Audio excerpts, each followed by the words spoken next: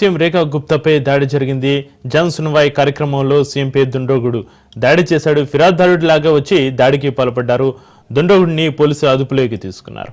ఈ ఘటన సంబంధించి మరింత సమాచారాన్ని మా ప్రతినిధి రాజు లైవ్ లో అందిస్తారు. రాజు, ఢిల్లీ సీఎం రేఖా గుప్తాపై దాడికి సంబంధించి మీ దగ్గర ఉన్న అప్డేట్స్ ఏంటి? రాజు, పై ఒక దుండగుడు దాడి చేయడం జరిగింది. ఈ రోజు జన్ సున్వాయ్ కార్యక్రమం ఏదైతే ప్రజావాణి కార్యక్రమం నిర్వహిస్తూ ఉందో ఈ ప్రజావాణికి సంబంధించి ఈ కార్యక్రమంలో ఒక కంప్లైంట్ని తీసుకుని అంటే తన యొక్క ఏదైతే బాధలు ఉన్నాయో చెప్పుకోవడానికి సీఎంను కలవడానికి ఇదొక కార్యక్రమంలో అవకాశం ఉంటుంది. ఈ అవకాశాన్ని అదనుగా చేసుకుని దుండగుడు వచ్చి మొదటగా సీఎం రేఖా గుప్తాకు కొన్ని పత్రాలను కూడా ఇచ్చినట్టుగా కూడా తెలుస్తూ ఉంది.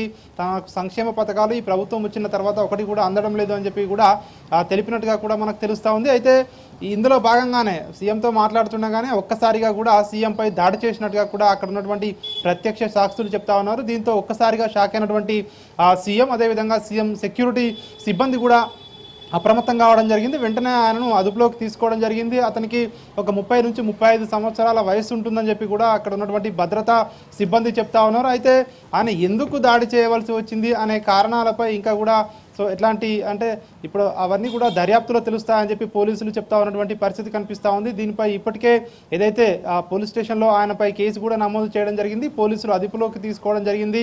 విచారణలో మరిన్ని వివరాలు కూడా తెలిసే అవకాశం కనిపిస్తూ ఉన్నట్టుగా కూడా తెలుస్తూ ఉంది. అయితే సీఎంపై దాడికి దిగడం ఏదైతే ఉందో ఒక్కసారిగా సీఎం కూడా షాక్ గురైనట్టుగా కూడా తెలుస్తూ ఉంది. సీఎంకు స్వల్ప గాయాలు కూడా అయినట్టుగా కూడా తెలుస్తూ ఉంది. సీఎం జుట్టు అదేవిధంగా ముఖంపై కూడా కొట్టినట్టుగా కూడా తెలుస్తూ ఉంది. ఇవన్నీ కూడా విచారణలో బయటకు వచ్చే అవకాశం అయితే కనిపిస్తూ ఉంది. దీనికి సంబంధించి ఇప్పటికే ఢిల్లీ బీజేపీ అధ్యక్షుడు ఈ దాడిని ఖండించడం జరిగింది. ఇట్లాంటి దాడి ప్రజాస్వామ్యంలో ఇట్లాంటి దాడులు సరికాదని చెప్పేసి కూడా ఇటు బీజేపీ నేతలు చెప్తా ఉన్నారు.